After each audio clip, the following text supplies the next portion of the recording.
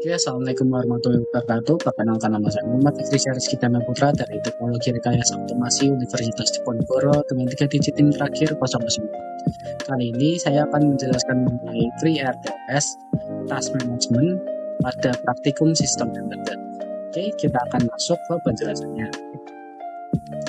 Kita pertama mengenalkan dulu FreeRTOS Task Management itu. FreeRTOS atau Free Real Time Operating System adalah sistem operasi real-time ringan yang banyak digunakan pada microcontroller seperti STM32 dan ESP32. Salah satu fitur utama dari FreeRTOS ini adalah task management, kemudian kemampuan untuk menjalankan beberapa tugas secara bersamaan, sehingga sistem dapat menangani berbagai pekerjaan secara lebih efisien. Setiap task itu memiliki prioritas tetap dan statusnya sendiri, sehingga memungkinkan pengelolaan sumber daya yang lebih baik dibandingkan program konvensional yang hanya menggunakan satu alur eksekusi. Nah, di sini bedanya konsep RTOS dengan bare metal atau super loop. Bare metal itu mengandalkan single loop utama yang menjalankan proses secara sekuensial. Sulit untuk sistem yang membutuhkan responsivitas tinggi pada banyak event sekaligus. Jadi pada bare metal itu semua proses berada dalam satu loop utama pada void loop gitu. Kemudian struktur programnya itu sederhana, sulit dikembangkan untuk sistem besar, dan respon terhadap event itu kurang optimal. Sedangkan FreeRTOS itu memungkinkan eksekusi multitask secara independen melalui scheduler, ideal untuk aplikasi real time dan kompleks dan deterministik. Jadi FreeRTOS itu program dibagi menjadi beberapa task, kemudian task berjalan secara terjadwal, lebih mudah dikembangkan mendukung aplikasi real time. Konsep task pada FreeRTOS. Task itu dalam FreeRTOS dapat dianggap sebagai program kecil yang berjalan secara independen di dalam sistem. Setiap task memiliki fungsi, prioritas, dan step tersendiri. Scheduler akan menentukan task mana yang mendapat giliran menggunakan CPU berdasarkan prioritas dan kondisi task. Dengan pendekatan ini, sistem dapat menangani beberapa pekerjaan secara bersamaan tanpa perlu membuat program yang sangat kompleks. Gitu. Kemudian siklus hidup atau yang disebut dengan task state diagram. Jadi setiap task itu pada FreeRTOS memiliki status tertentu untuk menunjukkan kondisi task tersebut itu dalam sistem. Perpindahan status ini diatur oleh scheduler dan berbagai fungsi FreeRTOS. Jadi ini status pada task FreeRTOS itu ada running, itu ketika task sedang dieksekusi oleh CPU. Kemudian ada ready, siap dijalankan atau menunggu giliran scheduler. Kemudian ada block, menunggu event atau delay, semapur atau antrian. Kemudian ada suspend atau dinonaktifkan sementara waktu dari penjadwalan, seperti itu. Kemudian scheduler pada RTOS. Jadi scheduler ini merupakan komponen inti FreeRTOS yang bertugas menentukan task mana yang akan dijadwalkan oleh CPU. Scheduler bekerja berdasarkan prioritas task dan metode penjadwalan yang digunakan. Dengan scheduler, sistem dapat menjalankan banyak task secara efisien tanpa konflik penggunaan CPU.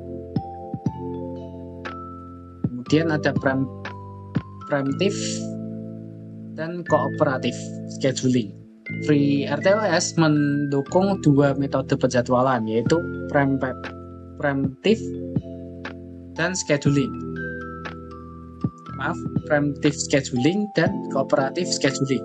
Pada mode preemptive, scheduler dapat menghentikan task yang sedang berjalan jika terdapat task dengan prioritas lebih tinggi yang siap dijalankan.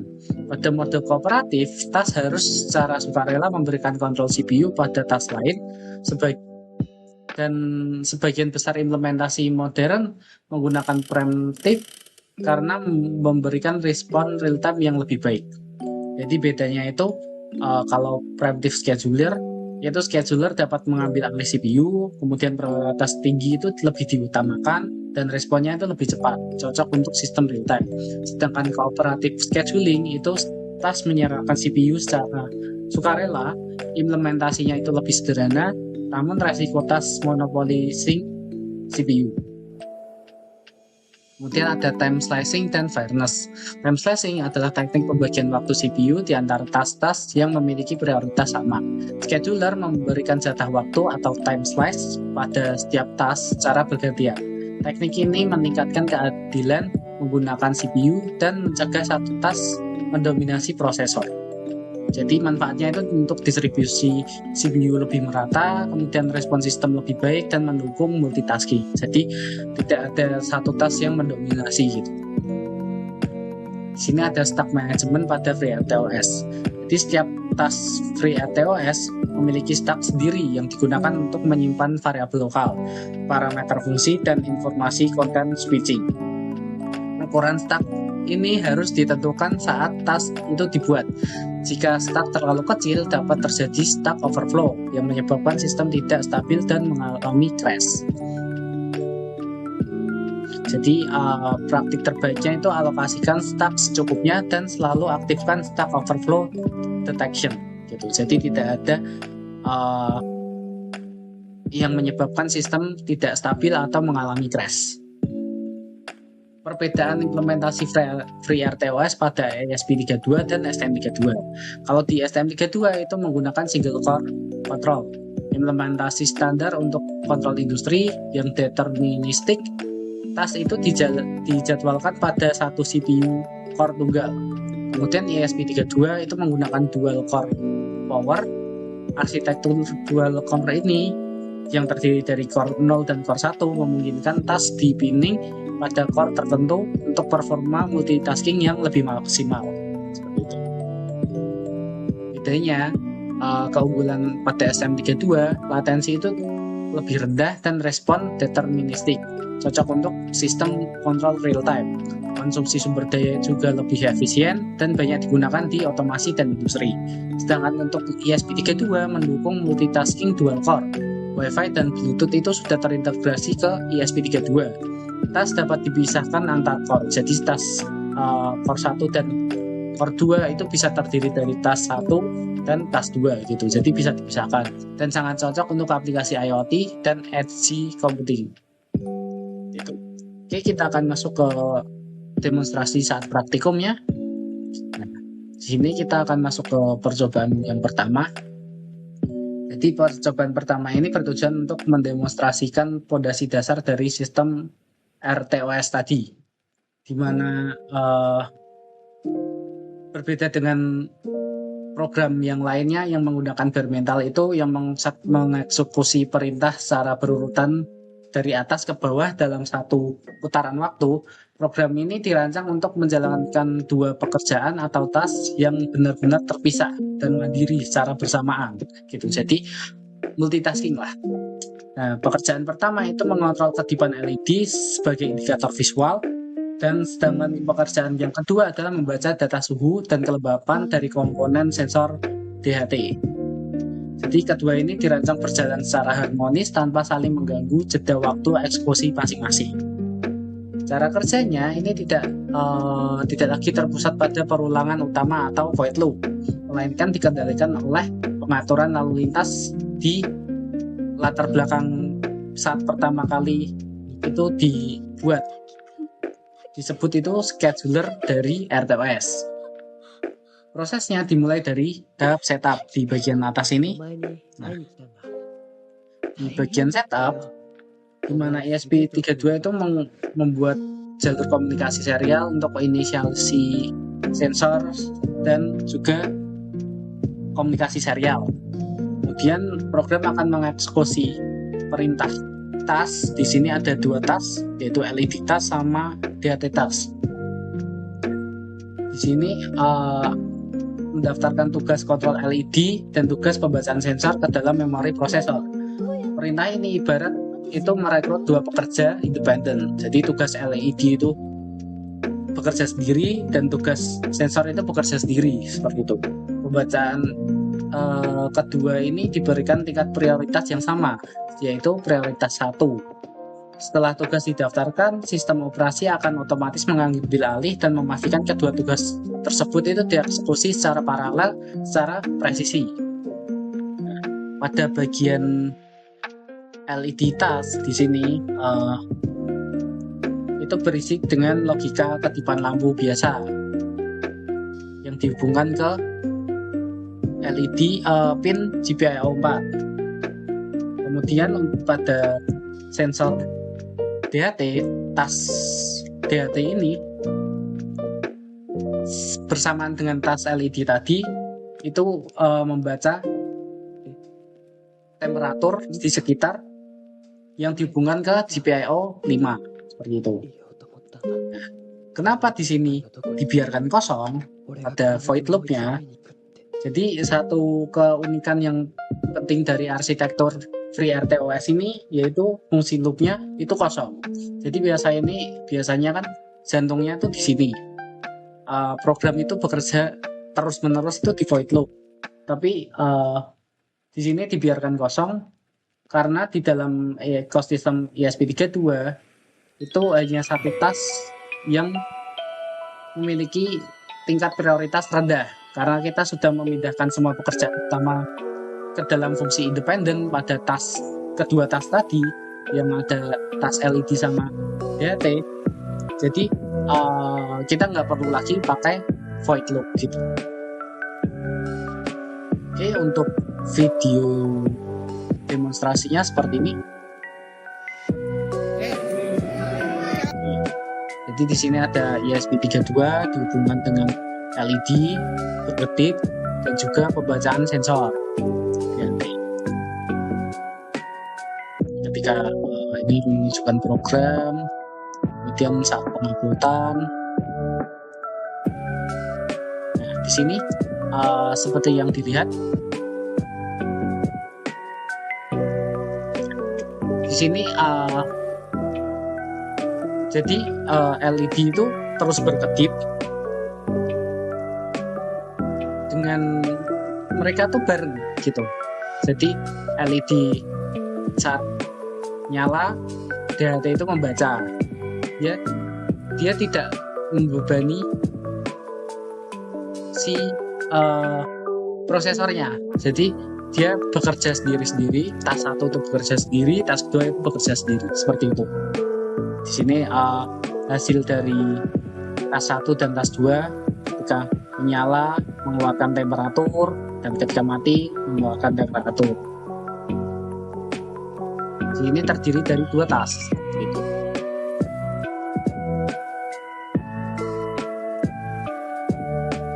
Kemudian kita lanjut ke percobaan yang kedua.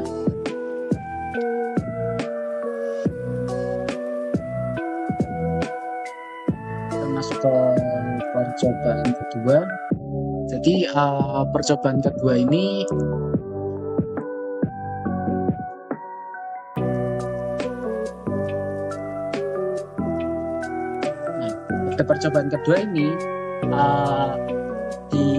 saya menggunakan STM32 untuk FreeRTOS.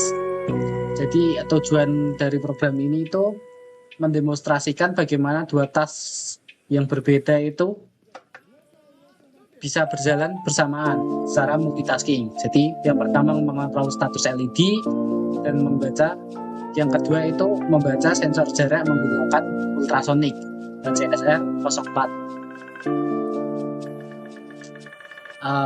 Terus keunggulan utama pada program ini adalah penerapan metode antrean menggunakan fitur semafor untuk memastikan jalur komunikasi serial ke layar komputer tetap rapi, serta menggunakan fitur penghitung siklus perangkat keras untuk mendapatkan tingkat presisi waktu yang sangat tinggi.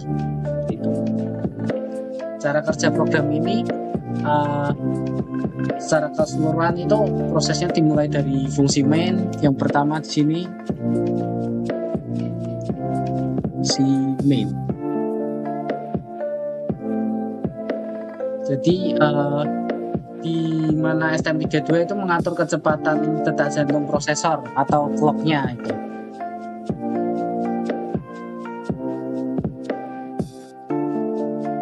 Kemudian menyiapkan pin LED, pin sensor, dan jalur komunikasi UART. Kemudian sebelum tugas-tugas itu dijalankan, program akan menciptakan sebuah kunci akses atau token khusus untuk disebut binary semaphore. Kemudian program mendaftarkan tas 1 dan tas 2. Di sini tas 1 dan tas 2. Kemudian menyerahkan kendali sepenuhnya kepada pengontrolan scheduler. Nah, di titik ini scheduler akan mengatur kapan kedua tas itu boleh berjalan berdasarkan siapa yang sedang memegang kunci semaphore. Cara kerjanya itu persis seperti lari estafet. Jadi tas 1 itu mengambil kunci, menyalakan LED, kemudian mencetak catatan waktu ke layar, lalu memberikan kunci terhadap kunci tersebut ke tas 2. Jadi tas 2 itu tadinya dia menunggu, kini mendapat giliran untuk menembakkan sinyal ultrasonik, menghitung pantulannya untuk mengukur jarak, kemudian mencetak hasil, lalu mengembalikan kunci tersebut kembali ke tas 1. Siklusnya itu bergantian seperti itu, sehingga data di layar komputer selalu tampil bergantian secara sempurna. Oke, untuk videonya seperti ini kita lihat.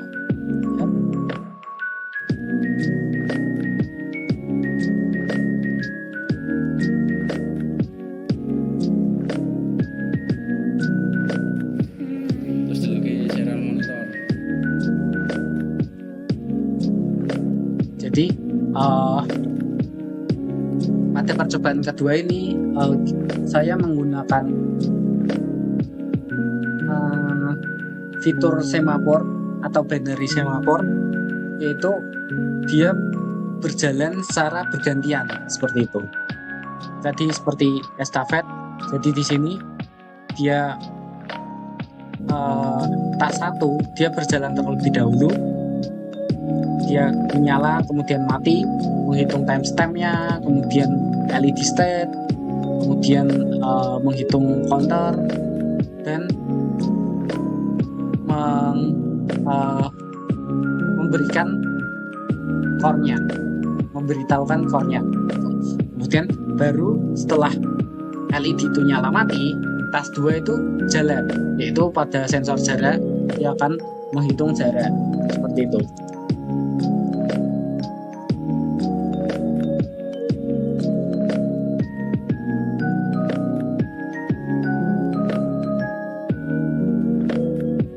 Kemudian kita akan masuk ke percobaan berikutnya.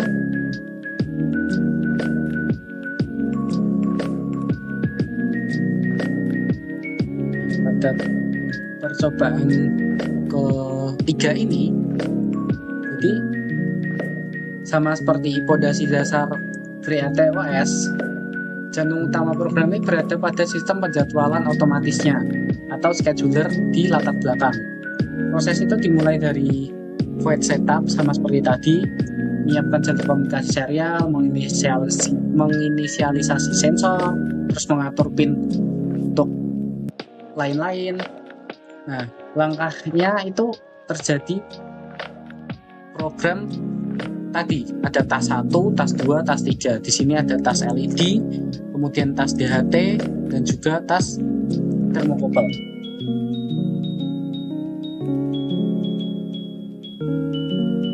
Kemudian perintah ini mendaftarkan ketiga fungsi tas tadi ke dalam prosesor dengan alokasi yang disesuaikan dengan masing-masing byte-nya. Untuk DHT itu dia bekerja berat 4096 byte, kemudian untuk LED dan thermocouple itu pada 2048 byte. Nah, setelah ketiga tugas itu didaftarkan dengan tingkat prioritas yang sama, sistem operasi mengambil alih kendali penuh, makanya di fungsi loop ini dibiarkan kosong. Ini pada sini untuk tas pertama, tas kedua, dan tas ketiga. ketiga tugas dalam program ini memiliki siklus waktu yang saling tidak beraturan. Jadi LED itu berjalan setiap 1 detik, kemudian termokouple setiap 1,5 detik, dan DHT itu setiap 2 detik. Nah, jika kita mencoba membuat jadwal bertabrakan seperti ini, itu akan mengganggu sistem perulangan Arduino tradisional yang menggunakan void loop tadi. Kodenya akan sangat rumit. Program ini memperlihatkan kehebatan dari FreeRTOS yang mampu menangani jadwal asinkron yang berbeda-beda ini secara otomatis dan mulus presisi di layar komputer.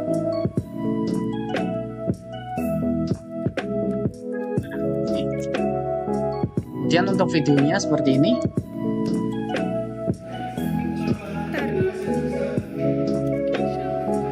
Di sini terdiri dari 3 tas ya, ada LED, kemudian DHT, ada juga termokouple. Dengan 3 tas, yaitu untuk programnya tas ketiga. Di sini, jadi sama seperti tadi, LED itu berkedip, kemudian DHT membaca suhunya, termokouple pun juga membaca suhunya, karena di sini prioritasnya sama, jadi dia keluarnya sama. Namun walaupun pembacaannya itu beda, dia akan tetap sinkron gitu.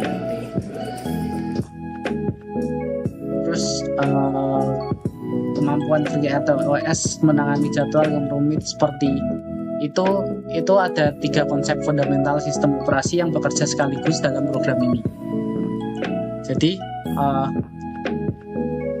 yang tadi yang saya sebutkan itu ada sistem preemptive scheduling, kemudian time slicing, dan yang terakhir itu efisiensi tinggi melalui status block. Jadi meskipun menggunakan time slicing, tugas-tugas ini nyaris tidak pernah berebut memori prosesor. Nah, itu kenapa bisa?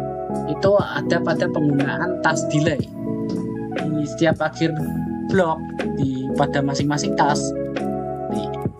Itu hanya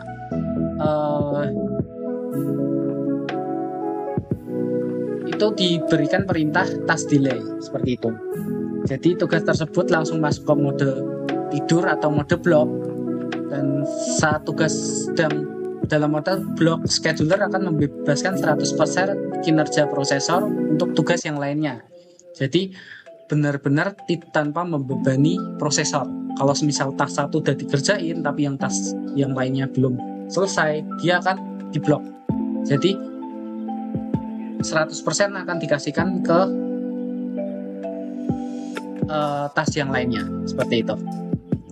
Oke, gitu saja untuk demonstrasi saat praktikumnya. Jadi kesimpulannya, FreeRTOS ini menyediakan mekanisme task management yang memungkinkan microcontroller itu menjalankan beberapa tugas secara efisien dan terstruktur dibandingkan dengan pendekatan bare metal yang dengan super loop-nya yang menggunakan void loop tadi. FreeRTOS ini menawarkan fleksibilitas yang lebih tinggi melalui task, scheduler, dan statement management, serta pengelolaan state dan heat. FreeRTOS ini mentransformasikan microcontroller menjadi sistem multitasking yang responsif dan terstruktur, memisahkan fungsional melalui manajemen task independen, kemudian mendukung determinisme real time melalui preemptive scheduling, dan juga fleksibel untuk arsitektur single core seperti STM32 maupun dual core seperti ESP32, seperti itu. Oke, begitu saja penjelasan dari saya terkait dengan FreeRTOS Task Management. Semoga bermanfaat. Wassalamualaikum warahmatullahi wabarakatuh.